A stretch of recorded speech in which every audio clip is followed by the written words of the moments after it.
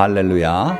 오늘 저는 여러 성도님들과 함께 모든 지킬 만한 것 중에 더욱 내 마음을 지키라, 이런 제목으로 함께 은혜를 나누고자 합니다. 본문 말씀은 잠언 4장 23절의 말씀인데, 모든 지킬 만한 것 중에 더욱 내 마음을 지키라. 생명의 근원이 이에서 남이니라.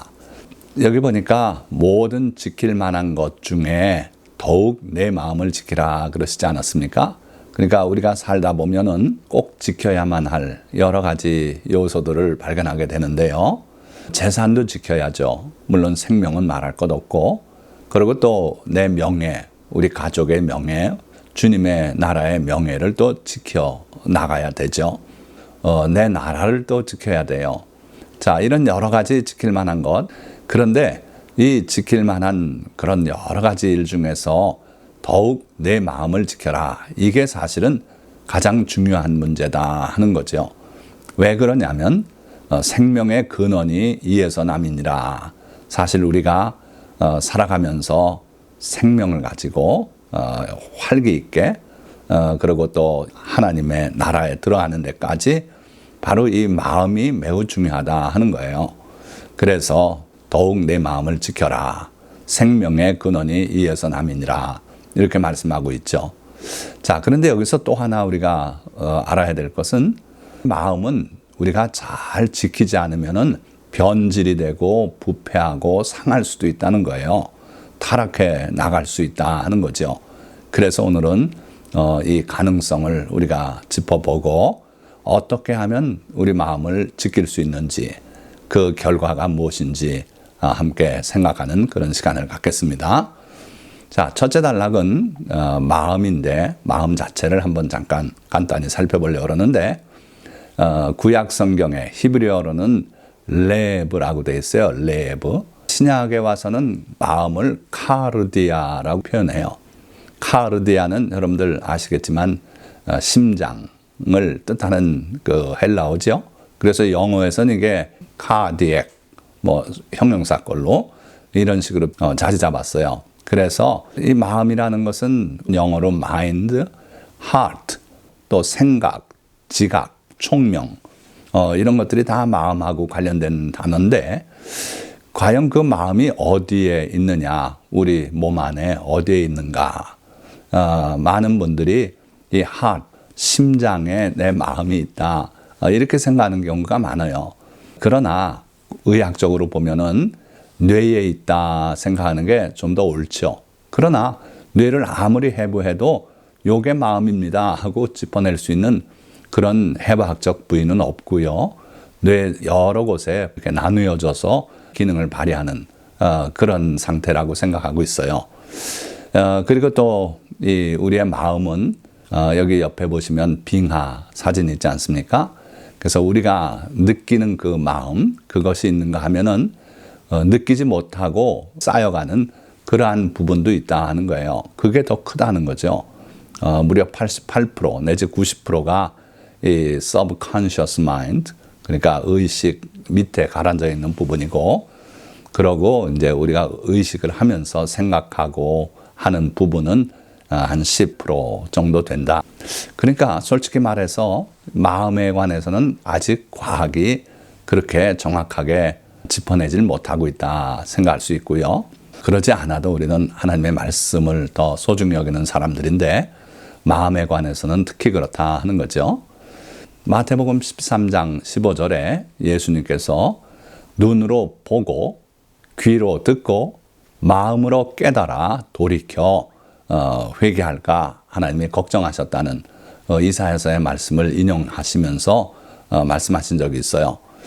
여기 보니까 마음의 기능이 잘 드러나고 있는데, 마음은요 센터예요.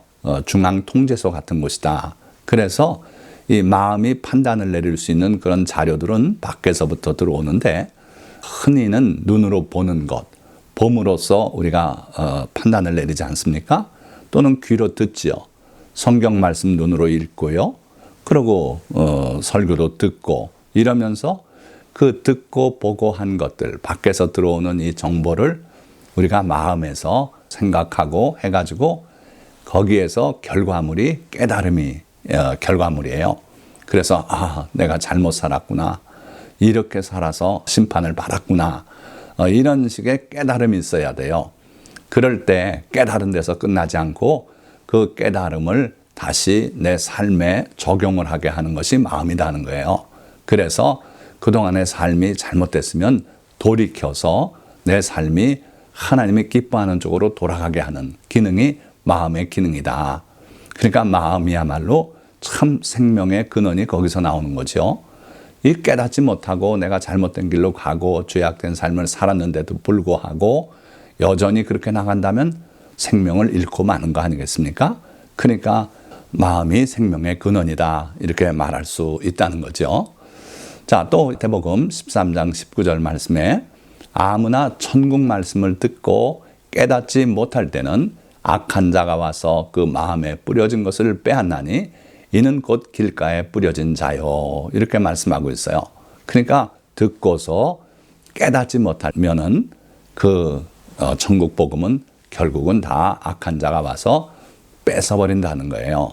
그러니까 생명의 말씀을 듣고도 깨닫지 못하면 의미가 없는 건데 그 깨달음이 바로 마음의 기능이다. 따라서 다른 지킬 만한 많은 것들이 있지만 더욱 내 마음을 지키라고 성경은 말씀하고 있다 하는 거예요. 오늘 우리 예수님을 믿는 성도들에게는 보혜사 성령이 오셔서 우리 마음에 내주하시면서 우리 마음에 들어오는 그 여러 가지 자료들, 눈으로 본 것, 귀로 듣는 것, 성경을 읽고 또는 설교를 듣고 한 그것들을 깨닫게 하는 역할을 성령이 도와주셔서 하신다. 그래서 우리는 성령의 도우심을 늘 구하면서 그렇게 살아가야 될 줄 믿습니다. 자, 그런데 이 마음에 관해서 우리가 알아야 될 사항 중에 하나가 뭐냐면은 마음은 열린 마당 같은 상태다. 우리 마음밭이 그렇다는 거예요. 제가 1년을 지나면서 바라본 집 앞마당이 참 신기하더라고요. 마당에 온갖 새가 날아들어요. 지금 여기 사진에 보여드린 새는 라빈이라고 하는 새인데 저 새는 동물성 식사 습성을 가지고 있어요. 벌레만 잡아먹어요. 그래서 해충을 없애주는 아주 유익한 새다. 이렇게 보는데 저 새뿐 아니라 까마귀가 올 때도 있고요. 참새는 자주 오고 박새도 오고 또 이 버지니아주 빨간새 카디날이라고 하는 그런 새도 오고요. 온갖 새가 마음대로 드나들어요. 자, 그런가 하면 또 온갖 짐승이 드나듭니다. 여기 사진은 청설모죠. 때에 따라서는 사슴도 와서 심어놓은 그 고추도 따먹고 또 뱀도 있어요. 붉은 여우도 있고요. 집마당에 별놈이 다 드나들어요. 자, 그런가 하면 또 온갖 곤충이 이 땅에 서식을 합니다. 모기는 말할 것 없고요. 또 올해는 17년 만에 생기는 빨간 눈을 갖고 있는 매미, 우리는 매미라고 부르지만 사실은 매미과가 아니라 그래요. 어쨌든 그런 곤충도 있고요. 또 한여름에는 반짝이는 반딧불이 참 아름다운데 잠깐이더라고요. 그러나 온갖 곤충이 때에 따라서 이 마당에 드나들고 생겼다 없어지고 그런 걸 봤고요. 또 온갖 씨가 날아들어요. 계절에 따라서요. 공기가 뿌옇게 보이는데 보니까 온갖 씨들이 바람에 날려다니더라고요. 그게 떨어져서 또 거기에 싹을 내고 나무가 생겨나기도 하고 그러지 않습니까? 그리고 또 이제 가을이 되니까 온갖 낙엽이 떨어져요. 가서 낙엽을 긁어주면요. 또 다른 나무가 또 낙엽을 떨고요. 온갖 나무들이 낙엽을 떨구더라고요. 그런데 그 무슨 관계가 있어서 긴 얘기를 하는가? 우리 마음이 바로 그렇다는 거예요. 마음은 내가 갖는 생각만 거기서 나오는 줄 아는데 그렇지 않고요. 마음에는 적어도 3가지 음성이 거기 들려요. 한 주체, 내가 주체고요. 2 객체, 2 내가 아닌 존재가 내 마음을 드나들고 내 마음을 들여다보고 거기다 음성을 바라고 한다는 거예요. 그렇다면 누가 거기에 해당합니까? 첫째, 주체는 내 음성이죠. 이성적이고 양심에 따라서 또 음성이 들리지 않습니까? 그런가 하면 하나님의 음성, 객체로서 하나님의 음성이 또 내 마음밭에 들린다 하는 거예요. 내 양심과는 이건 다릅니다. 양심을 하나님으로 착각하는 분들이 있는데 달라요. 하나님께서 분명히 내게 말씀하실 때가 있어요. 그래서 마치 내 음성처럼 내 생각처럼 하나님의 음성이 들려오기도 하고요. 아니면은 실제적인 음성처럼 내게 들리기도 해요. 사무엘이 그런 체험하지 않았습니까? 어린 사무엘이 기도할 때 하나님께서 사무엘아, 사무엘아 그렇게 부르셨어요. 그러니까 자다 말고 일어나서 엘리 제사장님이 부르시나 하고 달려가서 부르셨습니까? 제사장님. 그러니까 부른 적이 없다. 다시 가거라. 그렇게 반복하다가 나중에 엘리 제사장이 하나님이 너를 부르시나 보다. 다음번에 부르시면 종이 여기 있사오니 말씀하옵소서. 그렇게 해보거라. 그래서 하나님의 계시의 말씀을 받게 되지 않아요? 또 예수님에 관해서는 예수님이 침례받고 세례받고 물에서 올라오실 때 하늘에서 성령이 비둘기 같은 형체로 임하시고 하늘에서 음성이 들렸어요. 이는 내 사랑하는 아들이요 나의 기뻐하는 자라. 너희가 그의 말을 들으라. 그랬고 예수님이 변화산에 올라가셨을 때도 또 한 번 그렇게 말씀하셨어요. 그러니까 이건 실제적인 음성으로 들려온 것이고요. 모세가 이스라엘 백성을 이끌어서 광야에서 하나님의 십계명을 받을 때는 온 백성이 두려워서 다시는 하나님의 음성을 또 들으면 우리가 죽겠다고 그렇게 두려워서 떨었던 그런 음성으로 말씀하기도 하는데 그런 일은 다시는 없을 테고 우리 마음에 우리 영혼 속에서 하나님이 말씀하는 경우가 있다 하는 거고요. 또 두 번째 객체는 누구냐면 마귀예요.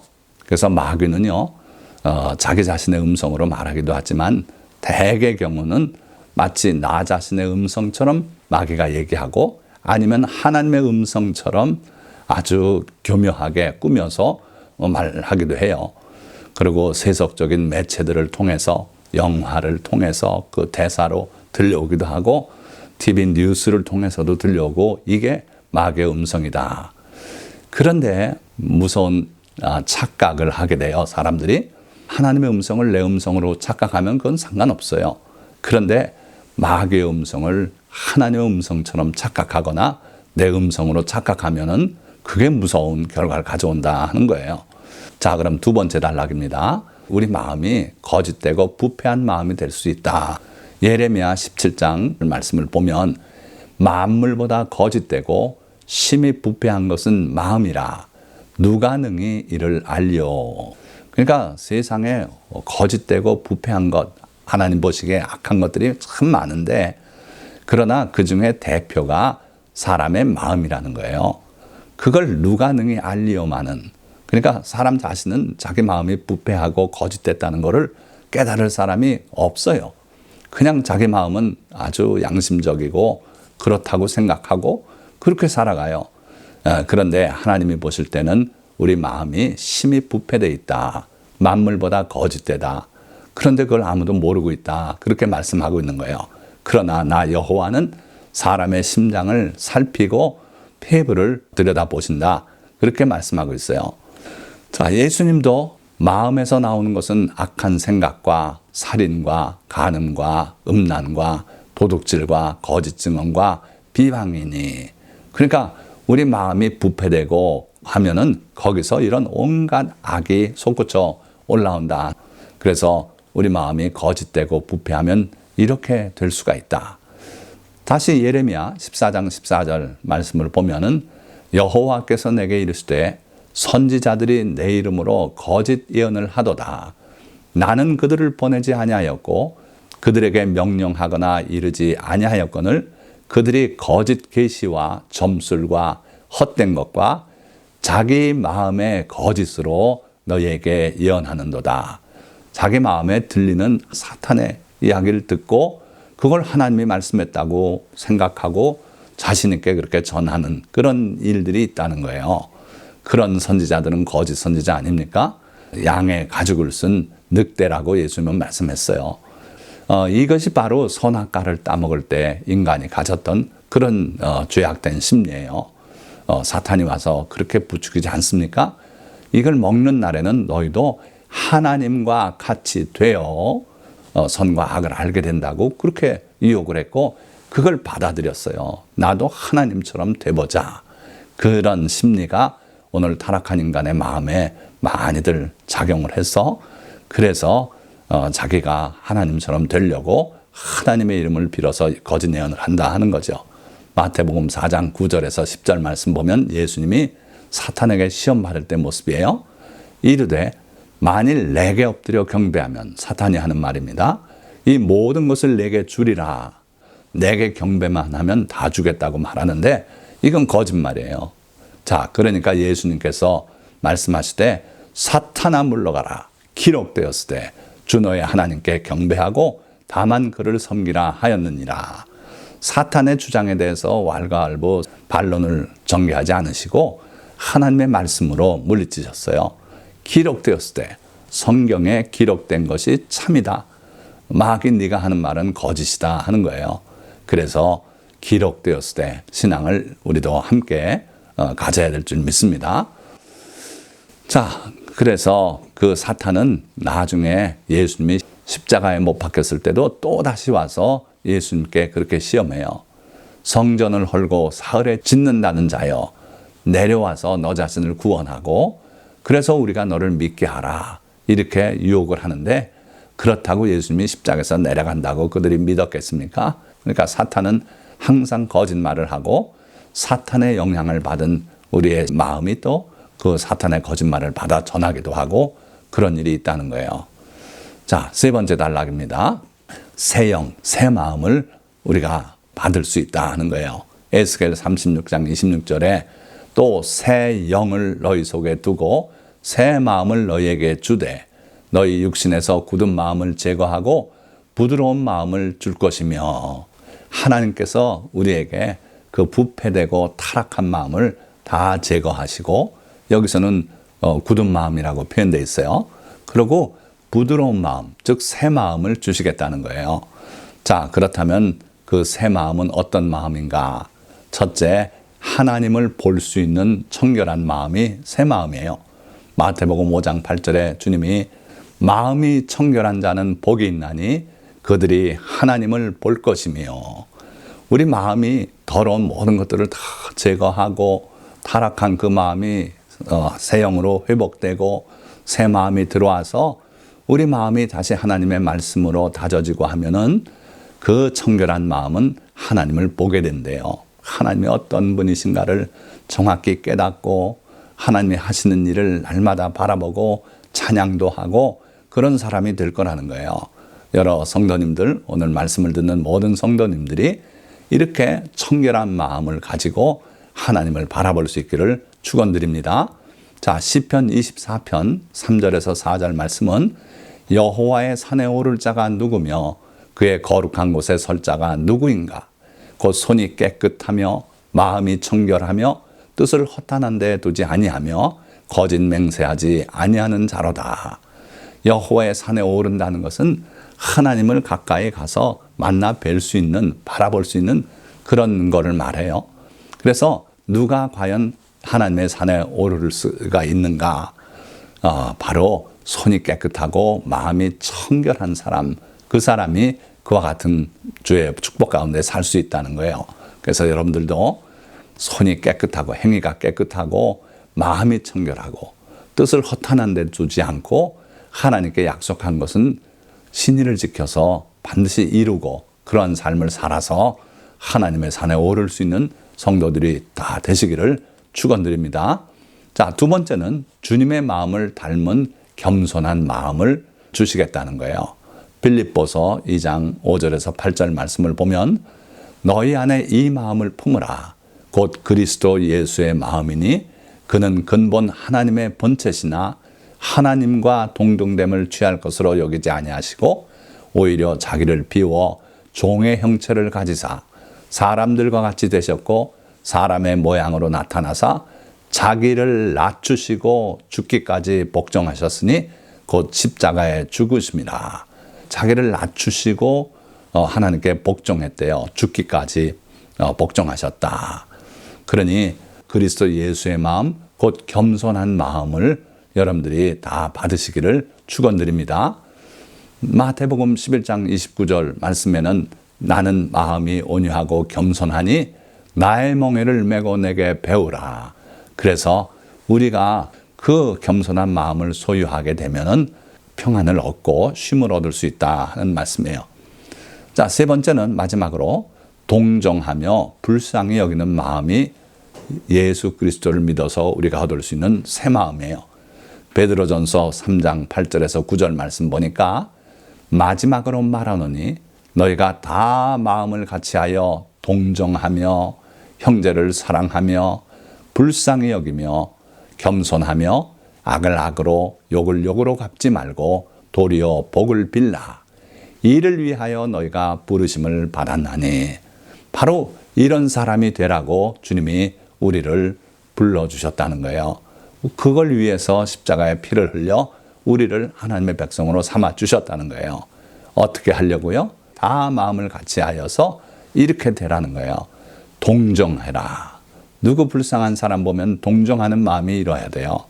그거를 따지고 저 사람은 저래서 저렇게 됐으니 불쌍히 여길 필요 없다고 그렇게 생각하는 거는 주님이 원하는 마음이 아니에요. 그래서 동정할 줄 알고 형제를 사랑하고 또 불쌍히 여기며 겸손하며 불쌍히 여기는 마음을 가져라. 그리고 겸손하거라. 그리고 너희에게 악을 행할지라도 그걸 악으로 갚지 말고 도리어 복을 빌라. 이런 사람이 되라고 예수님이 너희를 부르셨다. 성도님들 모두 이와 같은 귀한 동정하며 불쌍히 여기는 마음을 소유하시기를 주님의 이름으로 축원드립니다. 자, 결론입니다. 마음을 지키고 거듭나기 위해 우리가 해야 할 일은 뭐가 있어요? 답이 여기 있어요. 잠언 4장 20절에서 21절. 내 아들아, 내 말에 주의하며 내가 말하는 것에 내 귀를 기울이라. 그것을 내 눈에서 떠나게 하지 말며 내 마음속에 지키라. 자, 뭘 지키라 그랬어요? 내 말에 주의하고 내가 말하는 것에 내 귀를 기울이고 그것을 내 눈에서 떠나게 하지 말며 내 마음속에 지키라. 간단히 말해서 말씀이에요. 그래서 기독교는 말씀의 종교라고 해도 과언이 아닙니다. 사랑의 종교라고 표현하는 분들도 많지만은 말씀의 종교다. 왜요? 예수님께서 사탄을 물리칠 때도 기록되었을 때 이렇게 해서 사탄을 물리칩니다. 예수님은 기록된 하나님의 말씀을 가장 소중한 근거로 삼고 계신 거예요. 그래서 우리도 그 신앙을 따라서 하나님의 기록된 말씀에 우리의 모든 것을 걸고 그걸 소중히 여기고 지켜야 된다 하는 거예요. 요한복음 1장도 보면 태초에 말씀이 계시니라. 이 말씀이 하나님과 함께 계셨으니 이 말씀이 곧 하나님이시니라. 그러니까 말씀의 종교인 걸 여기서도 분명히 볼 수 있어요. 그러니까 우리 마음이 새로워지고 거듭나고 하나님의 주시는 새 마음이 되려면은 딴 거 없다. 하나님의 말씀을 우리가 읽어야 되고 그 말씀을 깨닫고 지켜야 된다는 거예요. 예수님께서 그래서 산상수훈을 마치실 때 그러므로 누구든지 나의 이 말을 듣고 행하는 자는 그 집을 반석 위에 지은 지혜로운 사람 같으리니 비가 내리고 창수가 나고 바람이 불어 그 집에 부딪히되 무너지지 아니하나니 이는 주추를 반석 위에 놓은 까닭이요 나의 이 말을 듣고 행하지 아니하는 자는 그 집을 모래 위에 지은 어리석은 사람 같으리니 비가 내리고 창수가 나고 바람이 불어 그 집에 부딪히되 무너져 그 무너짐이 심하니라. 결론은 이 말을 듣고 지키냐 아닌 지키냐가 결국 운명을 가를 것이다. 그런 말씀이죠. 그래서 우리가 주님의 말씀을 소중히 여기고 그 말씀을 우리 마음에 가득 채우고 그리고 그 말씀을 실천하는 그런 사람은 복된 사람이에요. 그 사람은 하나님께서 새 마음을 주셔서 우리가 하나님을 바라볼 수 있고 이웃을 보면 불쌍히 여길 수 있고 그리고 예수님처럼 겸손한 그런 사람이 되어서 하나님과 동행하는 그런 성도가 될 수 있다는 거예요. 자, 말씀을 맺겠습니다. 마음은 하나님의 말씀이 들어와 자리 잡고 있으므로 우리를 생명의 길로 이끌며 인도하는 등대요 등불 같은 것입니다. 그러나 타락하고 부패한 마음은 하나님의 말씀 대신 온갖 더러운 것으로 가득 차게 되고 악의 근원이며 지옥을 향해 달려가는 기관차와 같습니다. 그러므로 우리는 살기 위해 힘써 마음을 지켜야 합니다. 그러려면 내 마음을 주님의 말씀으로 채우고 그 말씀들을 실천함으로써 든든히 세워야 합니다. 그러면 영생에 이르는 열매들을 풍성히 맺고 구원에 이르게 될 줄 믿습니다. 오늘 이 설교 말씀을 들은 모든 성도님들 다 이와 같은 귀한 믿음의 소유자가 되어서 여러분들의 마음을 주님의 말씀으로 채우고 그 말씀을 실천하여 영생에 이르는 성도님들이 다 되시기를 주님의 이름으로 축원드립니다. 기도하겠습니다.